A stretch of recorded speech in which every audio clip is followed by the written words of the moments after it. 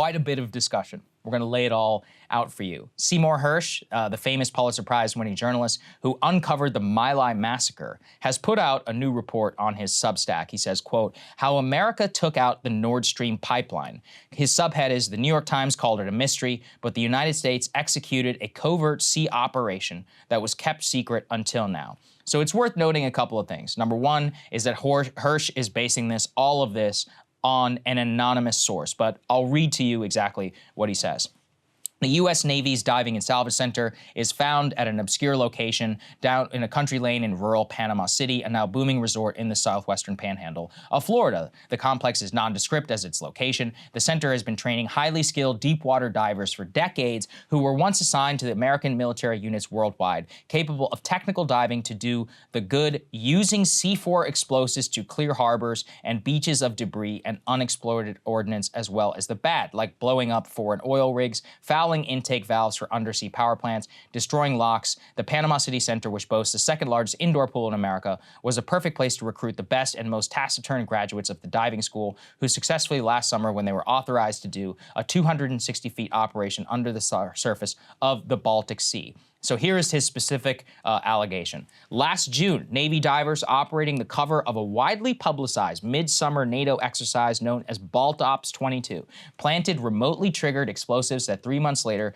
destroyed 3 of the 4 Nord Stream pipelines, according to a source with direct knowledge of the operational planning. I will note that he is single sourcing this. He says it's somebody who, he's since been interviewed, he said it's somebody who would certainly be in the know.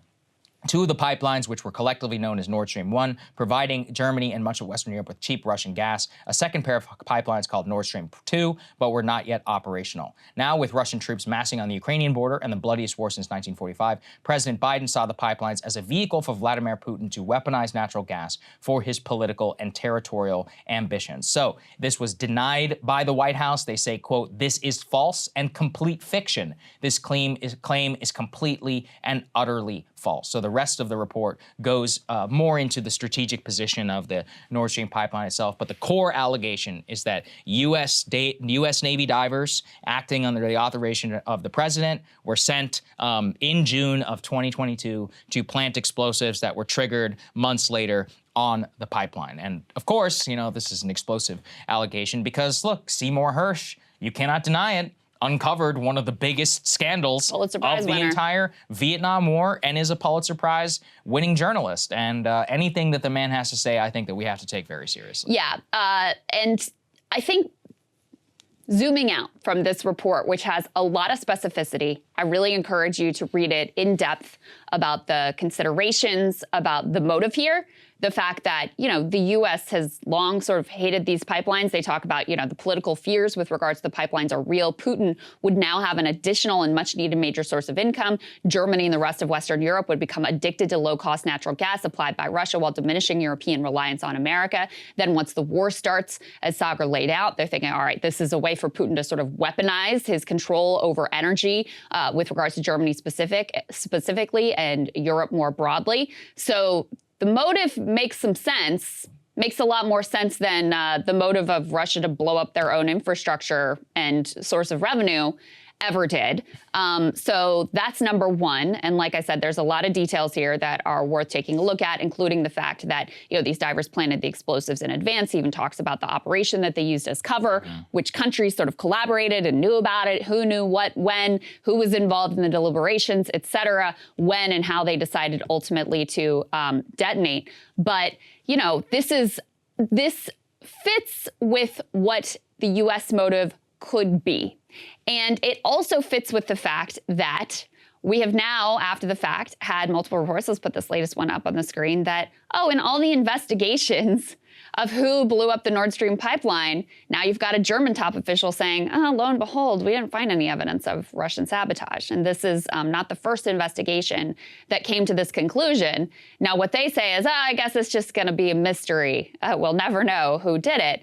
Well, there's only a few culprits who really would be capable of this sort of very intricate, elaborate mission. And, you know, the US, UK, Russia, there aren't a whole lot of others that could have probably pulled this off by themselves. Yeah, my only personal thing with this is, I I've always thought, at least in the last couple of weeks, especially since that came out, I was like, what if it was Ukraine? What if we're the ones who gave them the capability? A, they have a clear motive to do so. Sure. B, they blew up the Crimean Bridge. They literally assassinated somebody in Russia. I mean, it's not outside of their playbook. But it's even just that if they it didn't have was- the capability. So I Right. was like, well, but then it's one of those where, like, did we give them the Well, capability? Maybe exactly. we trained them at this facility. I Even, don't know. okay, Yeah. let's say it was Ukraine. Yeah.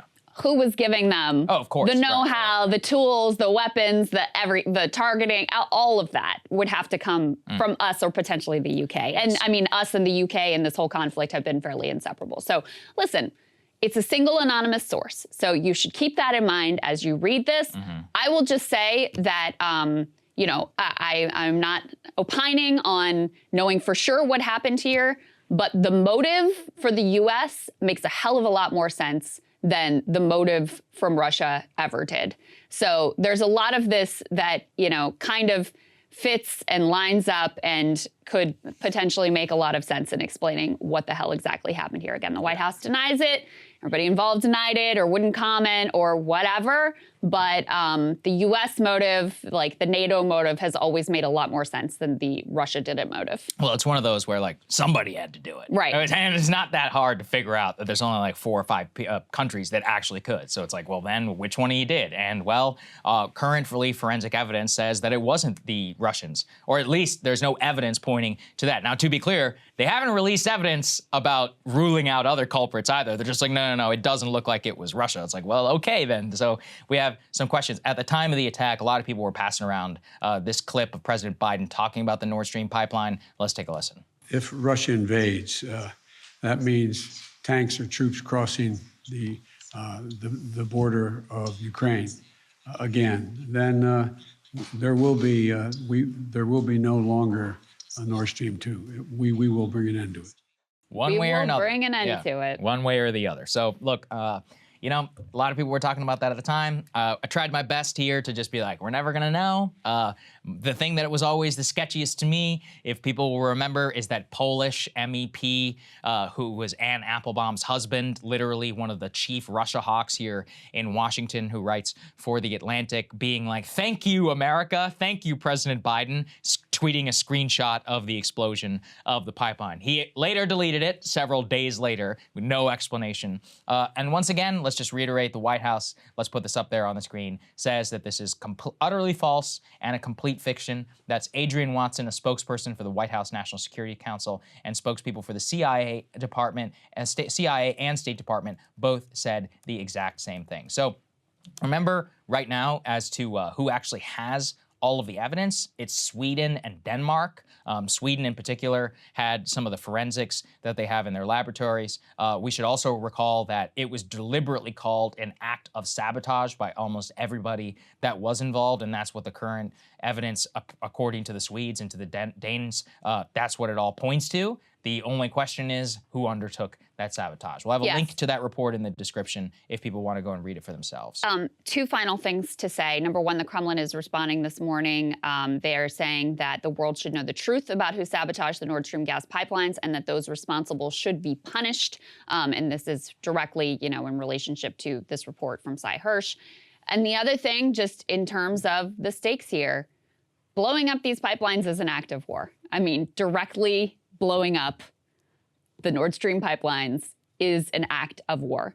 So if it is true that the U.S. was behind this attack, behind this sabotage, that is truly an extraordinary and very dangerous act, ultimately. So that's why we focused on this. That's why we went in, you know, great depth when it originally happened, and why we'll continue to pay attention to how this all develops. Yeah, absolutely. And you got to wait for evidence, though. That's the one thing is, you know, people were very quick on the draw to assign blame. But as we said at the time, let's wait. And the longer we waited, a lot of the cynics actually were vindicated. So if you just waited, you know, you wouldn't have actually looked like you were jumping to conclusions based on preconceived notions, especially because now a lot of the people who immediately were like, yeah, it was Russia, now they look like idiots. So anyway, that always does a favor for That is true, especially when multiple investigations have said we haven't found any evidence of Russia. And if it wasn't Russia, then it was somebody in the NATO alliance, which is just basically de facto us. You and I both know, if they found a single nail with a single acrylic letter on